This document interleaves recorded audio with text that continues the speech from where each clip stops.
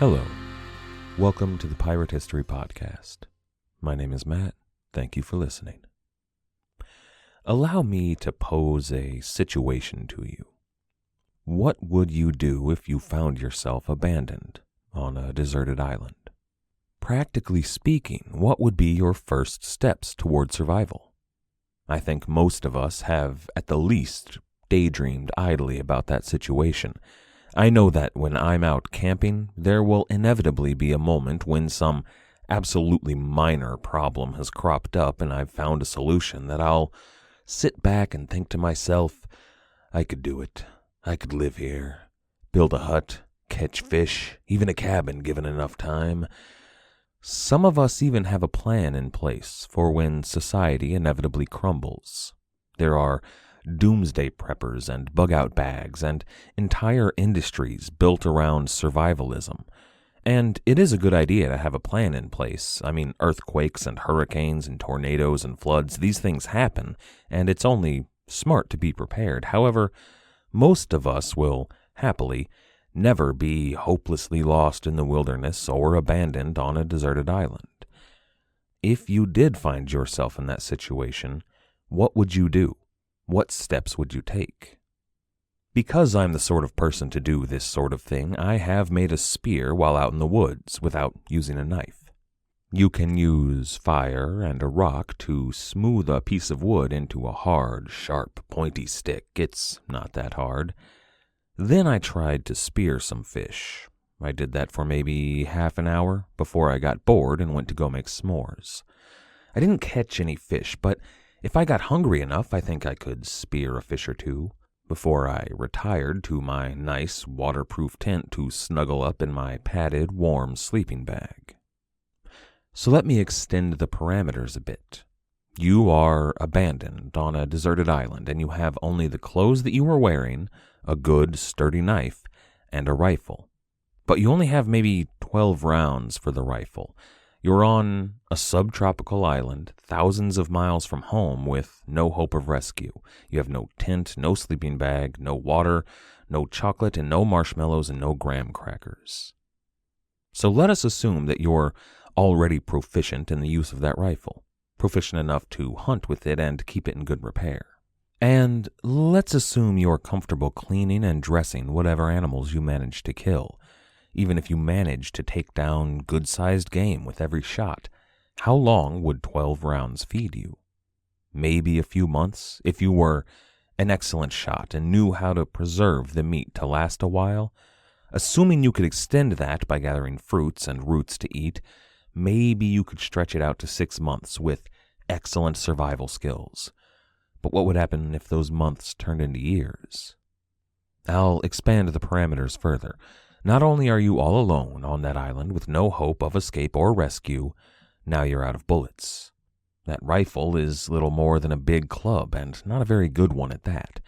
And then imagine that your island is in the territory of your greatest enemy, an enemy that has subjugated your people, committed genocide against many others who look just like you, and considers you personally to be a criminal of the worst sort, worth no more than a bullet to the head and to be left alone for the carrion eaters.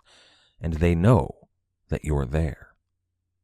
That's becoming a fairly specific hypothetical situation. I think it's one that most of us would fail to survive. Even if we could manage to feed ourselves and find shelter, it's a rare individual that could last for years while being hunted, surviving only on what we could make or find. However, that was the situation of one young man named William in 1681. He was a pirate aboard La Trinidad under Captain Bartholomew Sharp on the Pacific Adventure. La Trinidad anchored at Isla Mas La Tierra, the second largest of the Juan Fernandez Islands, just off the coast of modern-day Chile. William went off to go hunting, carrying only his musket with a little bit of powder and shot and his knife. The rest of the pirates gathered together to hold an election for captain. That included William Dampier, John Cook, Basil Ringrose, Edward Davis, and Lionel Wafer. Sharp wasn't proving to be much of a captain. They weren't earning much money, so the men wanted someone else to lead them.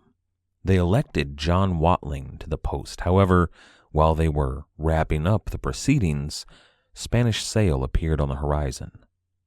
The pirates fled to their boats and to La Trinidad, where they got under sail and fled as fast as the wind would carry them. Unfortunately, they had to leave William behind.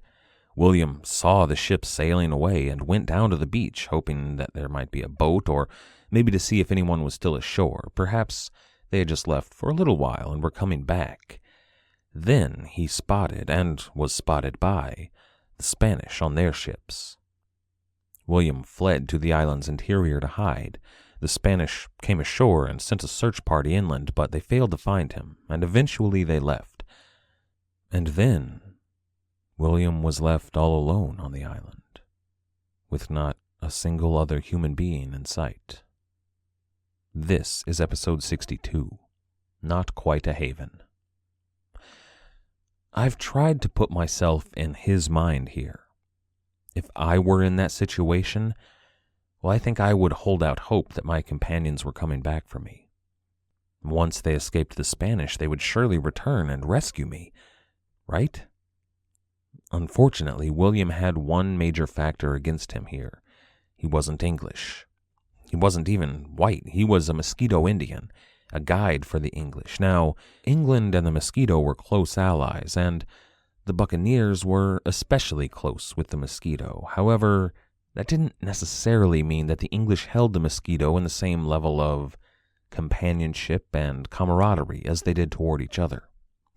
Still, there were other Mosquito on board the Trinidad. They must have argued for his rescue. Unfortunately for William, Captain Watling wouldn't last long, and Bartholomew Sharp was soon to be captain again. And if you want one solid piece of evidence that Sharp was a poor captain and an objectively bad person, take into account that he passed by Isla Mas La Tierra on his way to round Cape Horn, but he didn't bother to stop by and rescue William.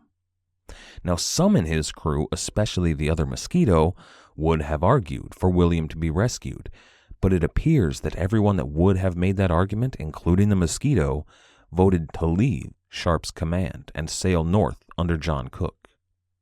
I wonder how long it took William to admit to himself that no one was coming. Perhaps he was the sort of person that hoped rescue would come but assumed it wouldn't and worked with that in mind. Or perhaps he was the sort of person that worked in hope of a rescue. Perhaps he built bonfires for days, giving his companions a guiding light toward him. Personally, I think it was likely when his shot ran out. Probably more like a few weeks than those hypothetical months. I think it was then that he accepted no one was coming back for him. Even if they were, now that he was out of shot, he would have to act as though he were on his own if he wanted to survive. So he built a shelter deep in the tree line. It was protected from storms and any prying Spanish eyes that might come by, but it gave him a view of the bay.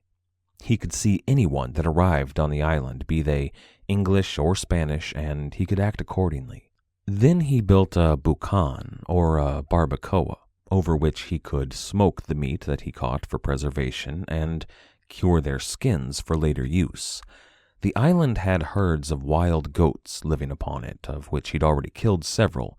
He had their skins and used them as bedding and a cover for his shelter. Before long, he'd actually be wearing goat skins. Then he notched his knife to turn it into a saw. He used his gunflint and a little bit of the remaining powder to start a good fire. Now, we still had a flint and some powder left, but the goal would be to keep that fire going day and night as long as possible.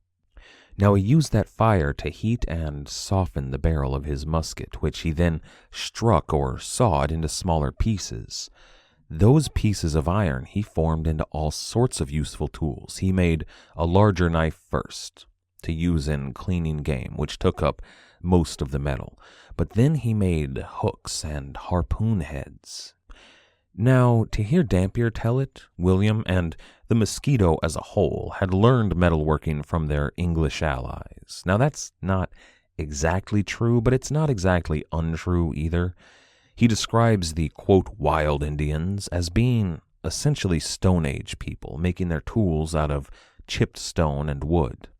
We know now that some Mesoamerican people had fully realized systems of casting and forging on a par with the height of European Bronze Age societies, but they worked mostly in copper and gold and silver. What they didn't have, at least in any large-scale operations, was ironworking. Most pre-Columbian people did primarily use stone tools, those in Central America and North America especially. For those societies that did have advanced casting and forging, well, after the arrival of the Spanish conquistadors, their European overlords didn't look too kindly on people building forges that could be used to make weapons. Still, William was able to make tools from his iron musket.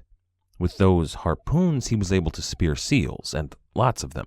Dampier writes, quote, "Seals swarm as thick about this island as if they had no other place in the world to live in, for there is not a bay nor rock that one can get ashore on but is full of them." End quote. And then he goes on to describe another strange animal. Quote, "A large creature about 12 or 14 foot long. The biggest part of his body is as big as a bull. It is shaped like a seal, but 6 times as big. The head is like a lion's head. It has a broad face with many long hairs growing about its lips like a cat. It has a great goggle eye. The teeth 3 inches long, about the bigness of a man's thumb. In Captain Sharp's time, some of our men made dice with them.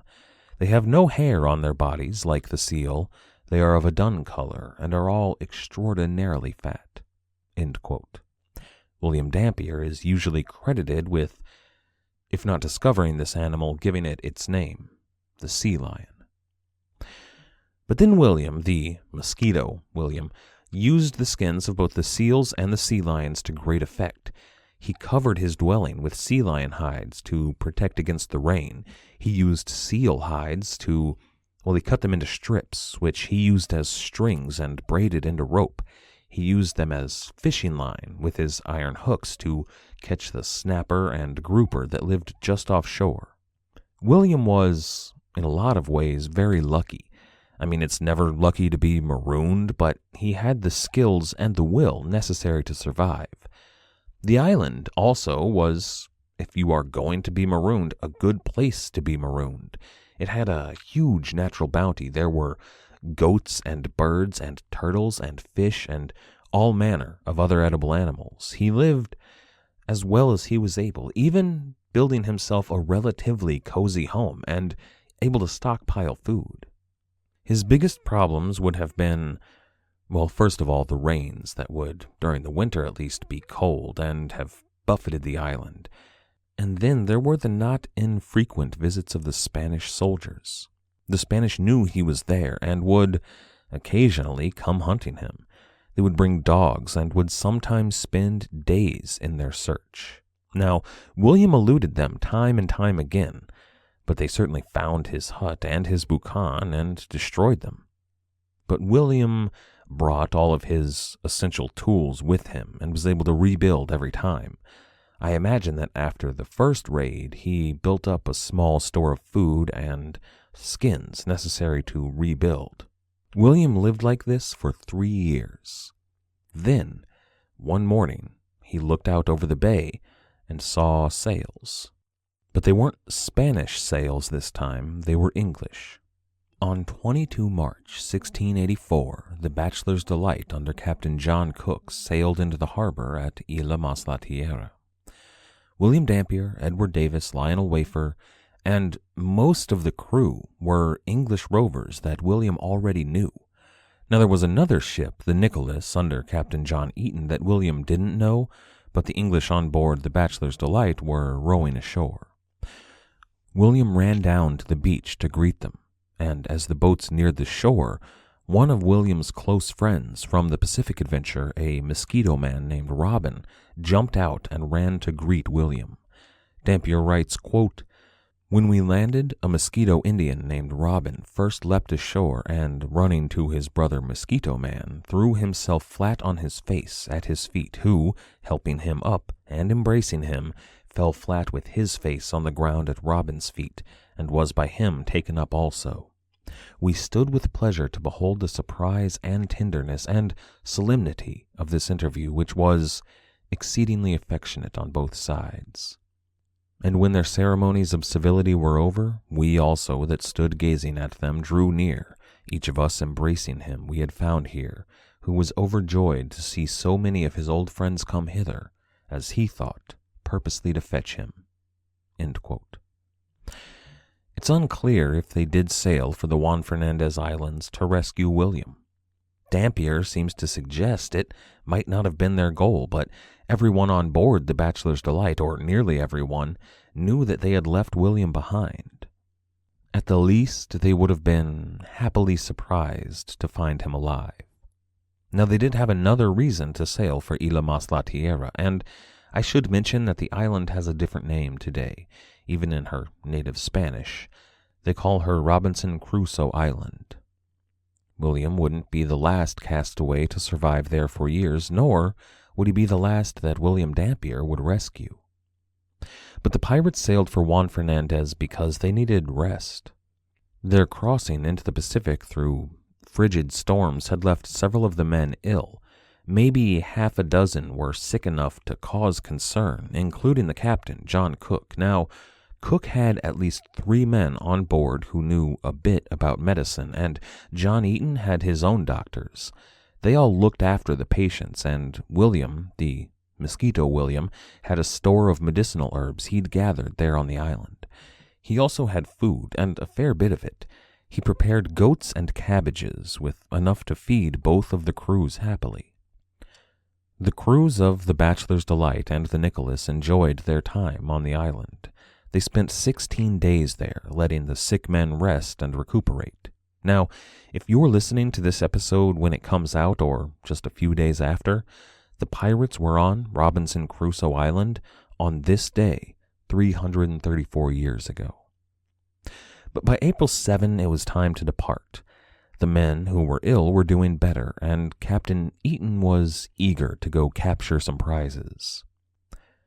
I wonder what William felt when he finally left his home of 3 years. Was there a moment where he looked back at his campsite and felt inexplicably a sense of melancholy? Or was there just an overwhelming feeling of relief that he would see his real home once again? When they left, the pirates sailed north for over a month at sea, along the Andes. Dampier, who may have been better qualified than any other Englishman to make this claim, was of the opinion that this stretch of ocean on which he sailed right now is the only part of the entire Pacific Ocean that could correctly be called Pacific, what he called the Pacific Sea. He describes the beauty of large, even mountainously large swells, but they never broke into waves. He described how, even at night, the skies were so clear that you could see endless, calm, moonlit ocean before them. How sailors on this patch of ocean could sail on without worry or trouble. Farther north, the sea grew as rough as anywhere else in the world, but for now, along the coast of Chile, it was truly Pacific. But of course they were sailing north, and trouble was coming.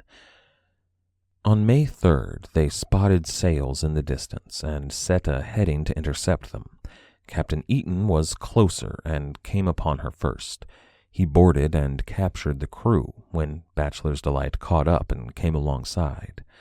The ship was carrying lumber, 2 weeks out of Guayaquil.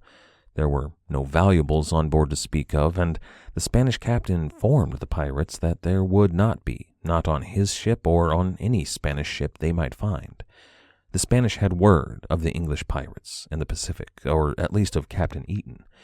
This ship had received word only a few days past when she went ashore to collect water. The news of English corsairs had come out of Valdivia, when another Englishman, Captain Swan, brought word of the English presence in the Pacific. The viceroy at Lima had handed down orders, once he learned of them. Every city, every port, and every town was to prepare for attack. If that town were too small to defend themselves, they were to leave and make for a city with a proper garrison. The people were to bring along with them all of their valuables, including the food and drink. Anything that could supply the pirates, they were to deny them. Any booty that the pirates might be after was to be properly guarded behind a stout wall and men atop it with guns. They were prepared to defend against any attack, even to withstand a siege if necessary. Also, no ships were allowed to carry gold or silver or jewels or any valuables. Even valuable cargo that the pirates might want was to be kept safe. The only ships allowed to sail without express permission were Coast Guard ships, which were currently being outfitted in large numbers to sail out and capture the pirates. The Spanish intended to deny the English food or drink or succor or plunder. Basically, the entire reason for them being here, they were denied. This was a hard bit of news. When they learned the pirates sailed for the nearby Lobos de la Mar to digest this turn of events and to plan their next move. They brought their new prize, the lumber ship, with them, just in case they needed a Spanish vessel to sail in without notice. They had one big advantage here. Except for the crew of their newly taken prize, not a single Spaniard knew that the Bachelor's Delight and her nearly 100 pirates were in the Pacific. They were expecting the Nicholas and Captain Eaton, but not Cook and Dampier in that lot. The pirates knew that they could use the Nicholas as a decoy, a ship that would distract the Spanish, while the lumber ship could sail in, full of the crew of Bachelor's Delight, undetected. That might just work, especially if they intended to take one of the larger cities like Guayaquil or Truxillo or Valvidia. Once attempted, though, that would play their hand. The Spanish would know all about the other crew of pirates, and they would be back where they started. The pirates discussed their options late into the night. Now, the sick on board were being tended on the island, but finally everybody came to the conclusion that the best option to attack would be Truxillo. Come morning, however, they spotted 3 Spanish sail in the distance. Eaton took the Nicholas and put to sea immediately to chase them down.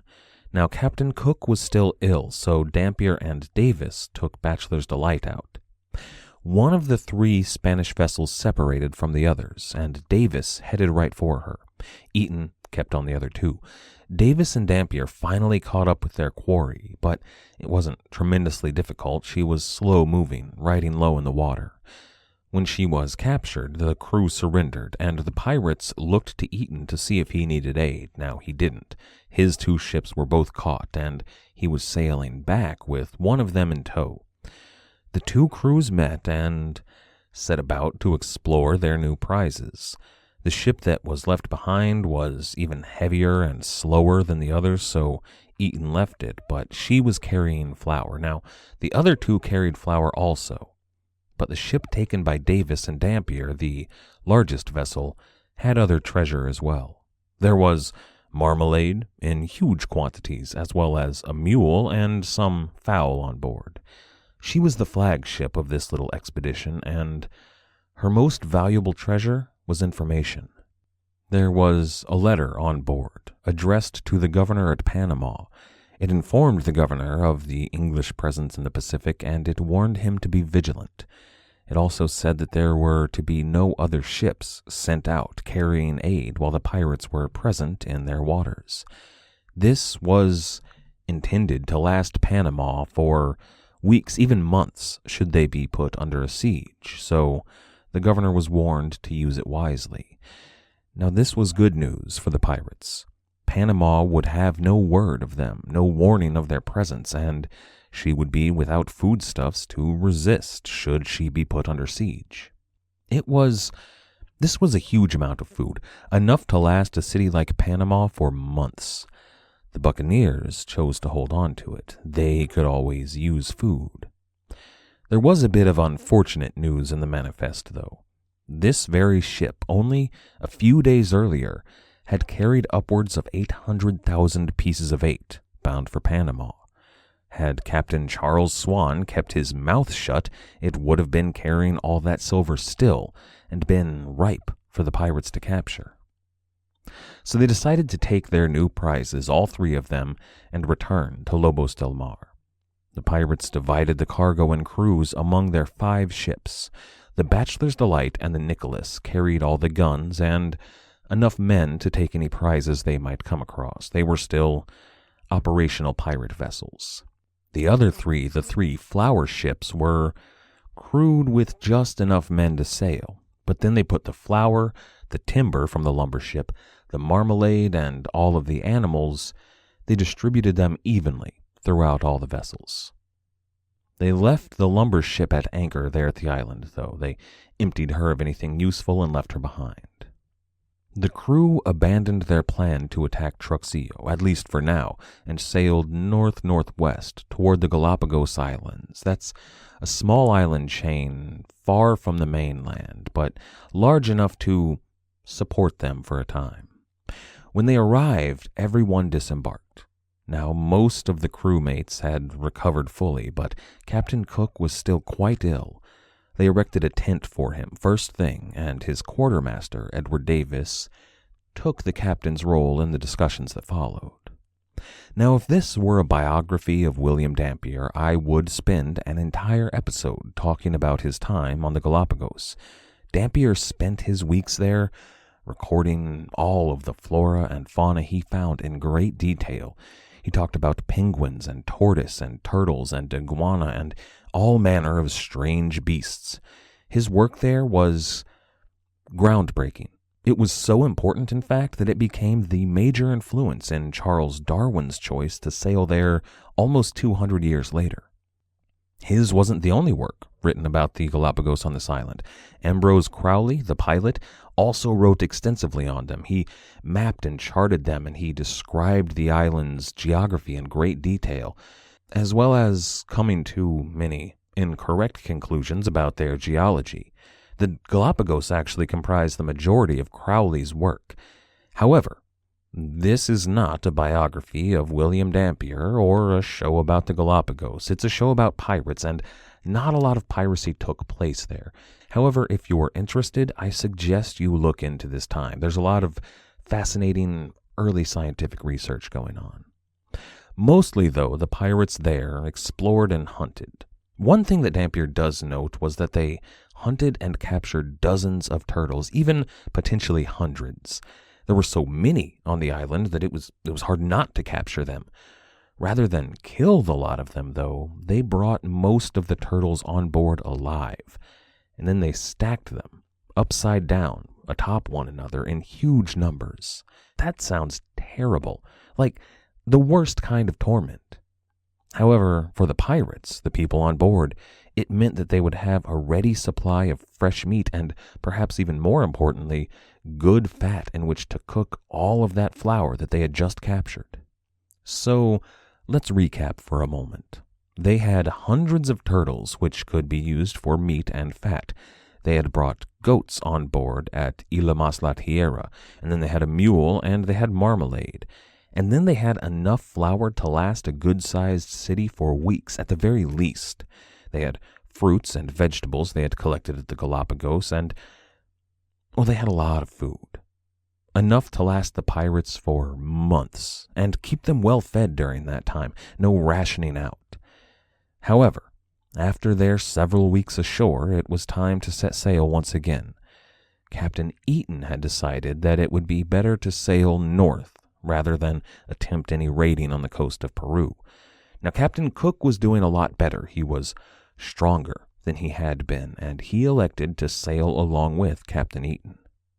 They made for the southern coast of modern-day Costa Rica. At the time, it was still part of the Viceroyalty of Nueva España, colloquially called Mexico. Within sight of the coast, at a place called Cabo Blanco, Captain John Cook suddenly and unexpectedly died. Dampier writes, quote, "He seemed that morning to be as likely to live as he had been some weeks before. But it is usual with sick men coming from the sea, where they have nothing but the sea air, to die off as soon as ever they come within the view of the land." End quote. They made landfall 4 hours later, and 24 men went ashore to give him a proper Christian burial. 12 were sent to dig his grave, and 12 more to stand guard. They were in unfamiliar enemy territory, and none of them knew how populous the area might be. As it happened, that party was spotted by the locals. While Captain Cook was being interred, the 12 guards spotted 3 men watching them from a rise. Now the guards ran after the 3, and one of them got away, but the other 2, they came near enough that they stopped and turned. They were Indians, though no one knew, even the mosquito didn't know who they were. The pirates asked them a few questions in Spanish, and the Indians replied. This was Spanish land, and they were Spanish subjects. The Indians had a few questions of their own, though. They wanted to know who the pirates were and where they'd come from. They wanted to know why they were there. The pirates answered these questions honestly. They were a few weeks out of Peru, near Lima, and headed north and west to Rialejo. Their captain had just died, and they came ashore to bury him. The Indians became much more comfortable, even bold enough to approach the pirates. Ah, Peru! They knew Peru, and they'd heard of the great Spanish city of Lima. Any men from Lima must be good Catholic Spaniards. Dampier writes, quote, "Our men did not stick to soothe them up with as many falsehoods, purposely to draw them into their clutches. Our men often laughed at their temerity, and asked them if they never saw any Spaniards before. They told them that they themselves were Spaniards, and that they lived among Spaniards." End quote. The 2 Indians confessed that they had never actually met any Spaniards personally. In fact, none had ever even come to their village before. They spoke Spanish, and they knew of Spain and the great cities, but those were for higher-ups. It would be a great honor, though, to host these Spaniards for the evening. So the pirates took them up on the offer and brought their men ashore to be led inland to their village. That night the inhabitants all gathered together to feast and to celebrate their visitors. They traded first, and then the locals danced.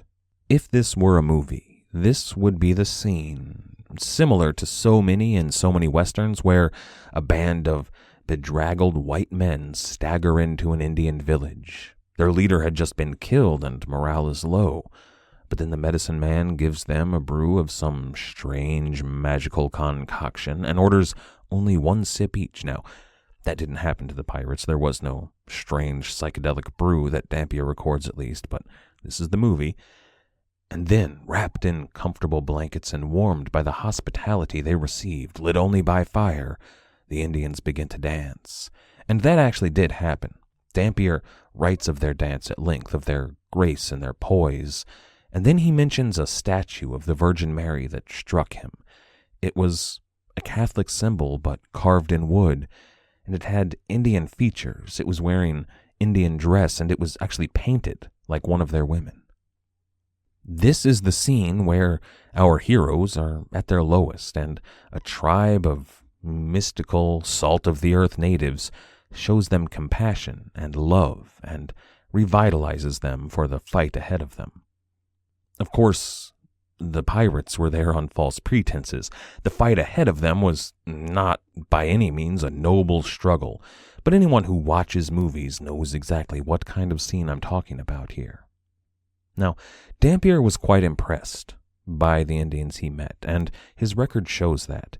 Now, there's a lot of noble savage type language here, but he does say he feels that these Indians are, quote, more melancholy than other Indians that are free, end quote, and that their joy was, quote, rather forced than real, end quote. For all of their own crimes against, most notably, the African slaves, the English were always quick to note how terribly the Indians under Spanish rule were treated. Now, these Indians may not have recognized them, but they actually had met Englishmen before, at least members of their tribe. 18 years earlier, a buccaneer captain named Henry Morgan had taken the city of Grenada on nearby Lake Nicaragua and traded with the local indigenous people there. These were almost certainly the same tribe as the Indians that Dampier met. Their stay here lasted for some time. The pirates herded and hunted cattle, helping the Indians, but also in return they received a fair amount of that cattle. There were a couple of close encounters, though. On one occasion, Dampier was waiting for 12 of his companions to return, but they didn't return when they were supposed to, so he and 11 others went out to find them. They were found offshore on an outcropping of rocks. Actually, when Dampier found them, the rocks were well underwater and the men were up to their waists in seawater. The men had been surprised by a group of, and this is according to the story of the men stuck out in the ocean, 50 or 60 mounted Spanish soldiers. The horsemen spotted them and chased them, and then at low tide the pirates ran out to the rocks, all the while dodging Spanish musket balls. They were forced, though, to wait out there with the Spanish riding up and down the shoreline.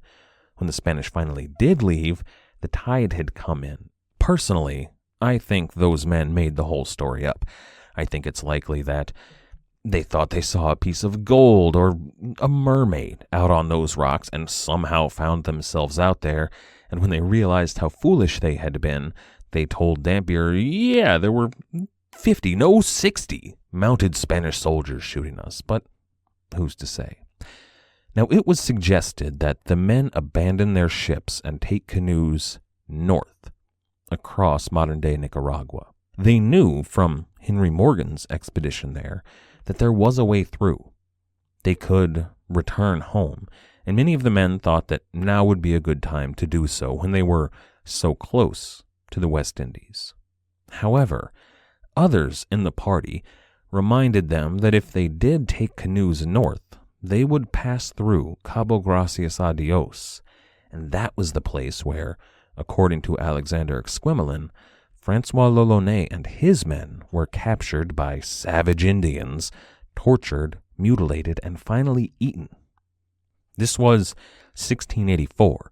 It's entirely possible that Dampier had a copy of the, well, probably not the English edition, but it's possible he had Spanish or French or Dutch, the edition of Buccaneers of America. Now, there were rumors of a major pirate attack to the north. That's largely why so many men wanted to sail north. Somebody was having great success up there. However, those rumors came from the Indians. They didn't know much more about the attack. Still, though, that intrigued the English pirates. They thought maybe they could meet up and finally find some riches. But they decided against it.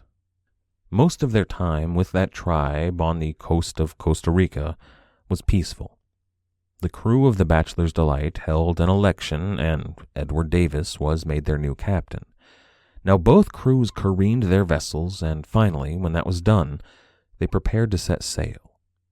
They had decided to return east toward Peru, now that the alarm had hopefully died down. A few days into their voyage, however, Captain Eaton and his crew elected to leave Captain Davis.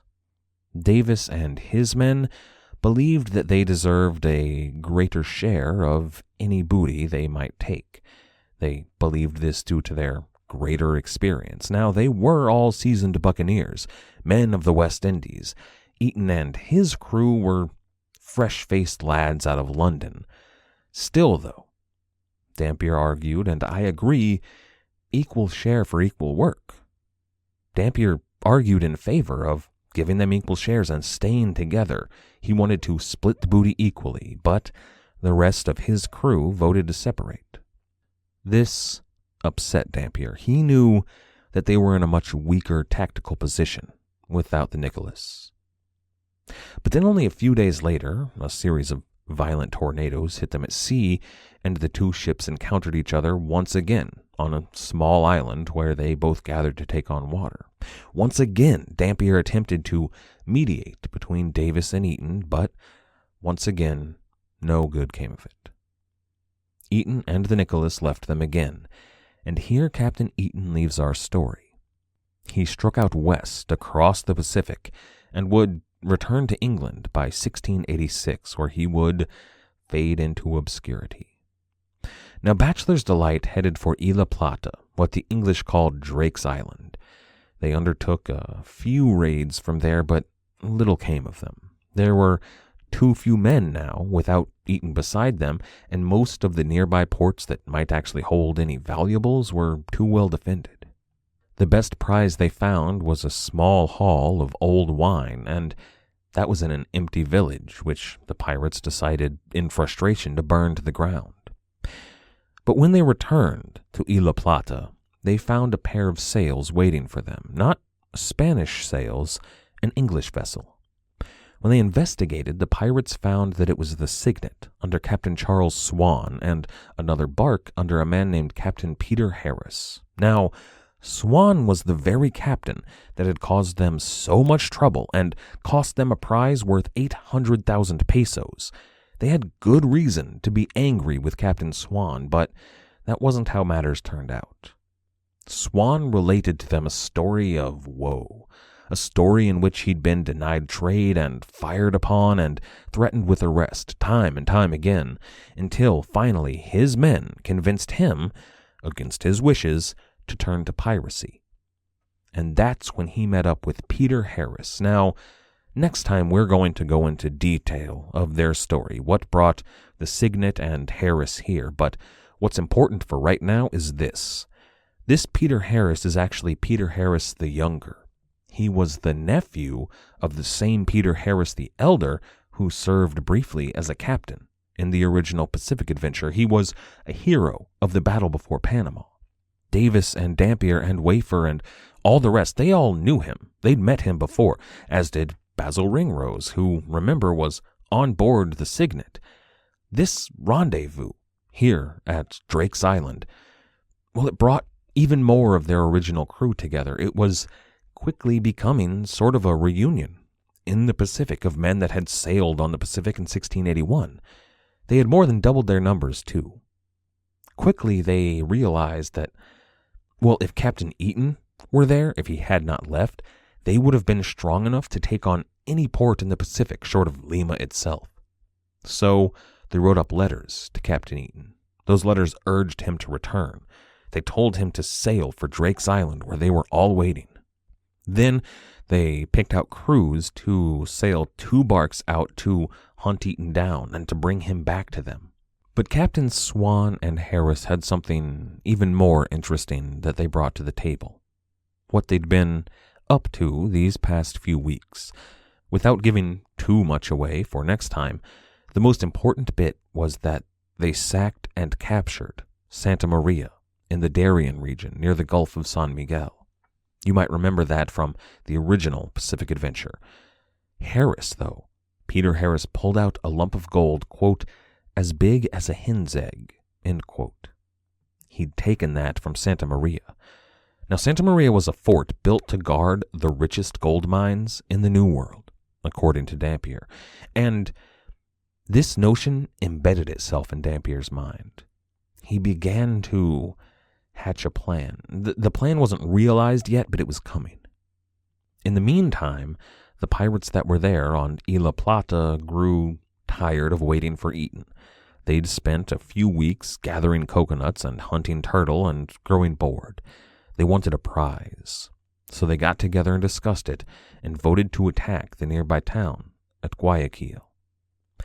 When they entered the bay, Dampier notes, quote, near the bottom of the bay there is a small island called Santa Clara. It appears like a dead man stretched out in a shroud, end quote. That's a bit of poetic license on Dampier's part, maybe, but the bay around Santa Clara was dangerous for ships, and it had claimed more than a few of them. Dampier even mentions rumors of a particularly rich shipwreck, a treasure galleon at the bottom of the bay. He says that the Spanish crown had long ago given up on reclaiming that wreck, and that even experienced Indian divers feared to go too close. According to him, there are swarms of exotic venomous fish that would kill any man who came too close, and he writes of these dangerous fish in detail. He describes the malicious whiskers on these so-called catfish that sting and can kill a man in great enough numbers. He describes the fear that even the Indians have of them, and to be fair, the catfish in the Bay of Guayaquil are venomous, and enough of them together could kill a human being. But from Santa Clara, In the Bay of Guayaquil, the pirates disembarked from their ships and continued in canoes. To reach the city of Guayaquil, they had to go upriver from the bay, and at the mouth of the river, just down from the mouth of the river, there was a small Indian village that Dampier calls Punta Arena. They took that village without a single shot being fired, and luckily managed to capture every inhabitant there. No one was going to be able to get away and raise the alarm. The pirates chose 2 men to act as guides for them, and then began to move on. But before they were able to row very far, they spotted a small merchantman sailing close to Punta Arena. Now that ship might have seen them. If it did, it would carry word back to Guayaquil, so they rowed out in their canoes and captured her. Now it was carrying cloth, nothing valuable, except they had some news. There would be 3 more ships coming this way, all of them laden with slaves, and that would finally be a rich haul for the pirates. So Davis ordered the mast of the cloth merchant cut down and put a few of his men on board to guard the crew. They lay anchor there near Punta Arena, but the pirates had orders not to fire the guns on board the cloth merchant under any circumstances. Then Davis and Dampier and Swan and Harris and all of their best men took their canoes to the mouth of the river that led to Guayaquil. They rowed up the river a small way when the tide allowed them to, and waited in a small inlet hidden by trees and brush to catch 3 slave ships that were coming downriver. When the first of these ships appeared, they rowed out and caught her. She wasn't armed, and she surrendered immediately. The captain freely told all that he knew. He said that the other 2 ships were following him. Again, the crew of the slaver was put under guard, and the slaver was anchored just offshore, around a bend in the river, out of sight. Somehow, though, the other 2 slave vessels slipped by. Nobody noticed them. Davis and Swan and Harris, everybody that was busy taking the first ship, just didn't see them. Now, they were supposed to capture these slave vessels, but they sailed on by unnoticed. So when those 2 slave ships sailed into Guayaquil Bay, near Punta Arena, the pirates on board the cloth merchant, well, all they saw were 2 Spanish vessels sailing from the direction of Guayaquil, from the direction that their companions had sailed just that morning. So the pirates there on board the cloth merchant assumed that those 2 ships probably weren't any slave ships, but instead filled with Spanish soldiers and armed to the teeth. They believed that Dampier and Swan and all the rest had been captured, and that these men had come to finish the job, to capture them. So, despite their orders, they fired on the 2 ships coming toward them. Now, the slave merchants stopped. They weren't expecting to get fired upon, and they surrendered. The pirates boarded them and realized their mistake. They captured their crews and put those ships at anchor as well. Here's the thing, though. The pirates in the canoes upriver, Davis and Dampier and all of them, they had no idea that the slave ships had passed them by unnoticed. All they heard were the sounds of heavy guns being fired in the distance, from the distance of their companions back in Guayaquil Bay. They assumed that the Coast Guard had come and captured their fellow pirates back at Punta Arena. So they waited. For an entire day, they hid in an inlet off the river, waiting to see what was going to happen. They spent hours being bitten by mosquitoes and gnats and all other manner of tropical insects, all in the heat of equatorial South America. And of course, nothing happened. I mean, there were no Coast Guard ships. Nothing was going to happen. But Swan, Charles Swan, and his men advised slipping away. It was clearly a dangerous situation they were in, with a heavily armed garrison on one side and the Coast Guard on the other. But Swan and his men were mocked for cowardice and shamed by the others into moving on. When night fell, they did so. They slipped upstream towards Guayaquil. They moved in stealth, a band of notorious pirates, the most feared men in the world. And then a gunshot went off in the distance, from Guayaquil, and suddenly the city came alight. They'd been spotted. Wait, no. There was music? It was some sort of festival. The pirates were perplexed, but they thought it best to once again wait until dawn, when everyone would finally be asleep after their festival. In the hour just before dawn, while a few of the pirates dozed, one of the Indian captives slipped away.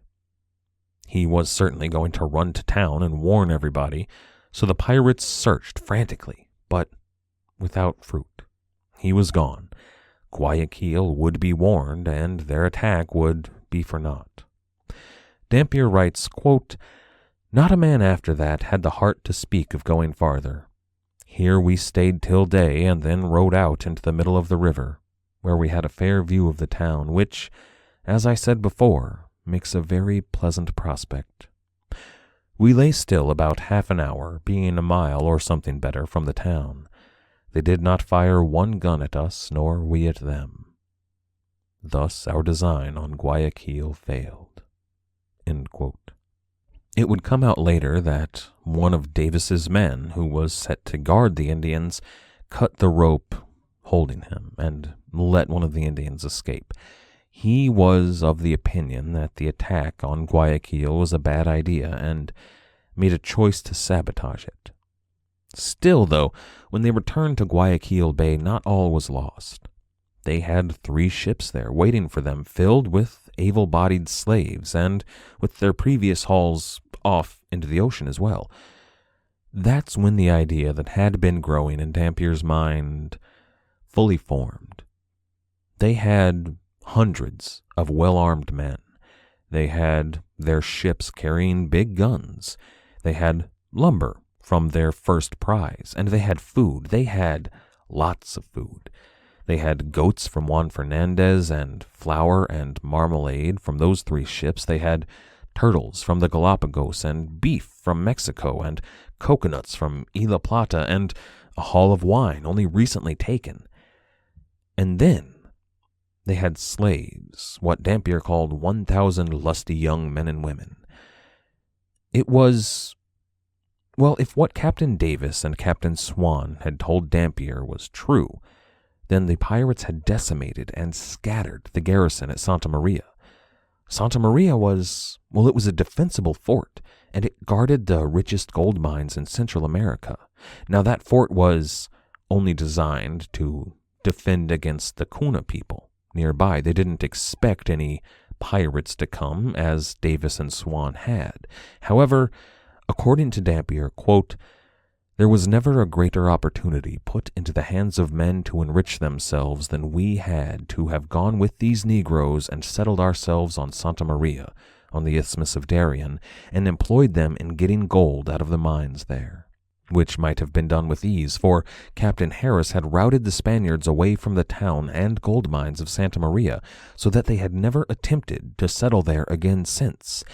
Add to this that the Indian neighborhood, who were mortal enemies of the Spaniards and had been flushed by their successes against them through the assistance of the privateers for several years, were our fast friends and ready to receive and assist us. We had, as I have said, 1,000 Negroes to work for us. We had 200 ton of flour that lay at the Galapagos. There was the river of Santa Maria, where we could careen and fit our ships, and might fortify the mouth so that if all the strength of the Spaniards have in Peru had come against us, we could have kept them out. If they lay with guardships of strength to keep us in, yet we had a great country to live in, and a great nation of Indians that were our friends. Besides, which was the principal thing, we had the North Seas to befriend us, from whence we could export ourselves or effects, or import goods or men to our assistance. For in a short time we should have had assistance from all parts of the West Indies. Many thousands of privateers from Jamaica and the French islands especially would have flocked over to us. And long before this time we might have been masters not only of those mines, the richest gold mines ever yet found in America, but of all the coast as high as Quinto, and much more than I say might then probably have been done." End quote. It was, in short, the perfect place for a pirate haven. A defensible fort, with a river running nearby to supply them and an ocean not too far off. It was surrounded by enemies to the south, but it was also nearby allies. The Kuna people were friends with the pirates, and then beyond them, even more pirates. All of the brethren of the coast who were left in the West Indies would have come there to make this place their home. It would have been a base from which they could sortie out and raid Panama and Truxillo and even Lima. All of the richest gold and silver mines in Central and South America would be theirs for the taking, and they would even have the richest in all of the New World to themselves. This could have been the capital of a pirate republic, a city like Port Royal had once briefly been, like Tortuga had been before that, like Madagascar and Nassau would be in the future. This could have been the place for piracy in the New World. Of course, it was not to be. Next time, we're going to discuss the roads that Peter Harris and Charles Swan took that brought them to Guayaquil, and then we'll discuss what happened to the pirate haven at Santa Maria that almost came to be. I'd like to thank everybody for listening.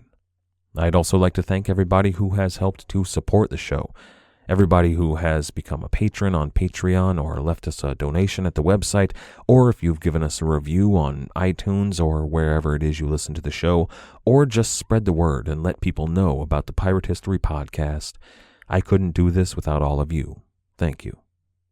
Our theme music was, as always, The Old Captain by the absolutely fantastic band Brillig.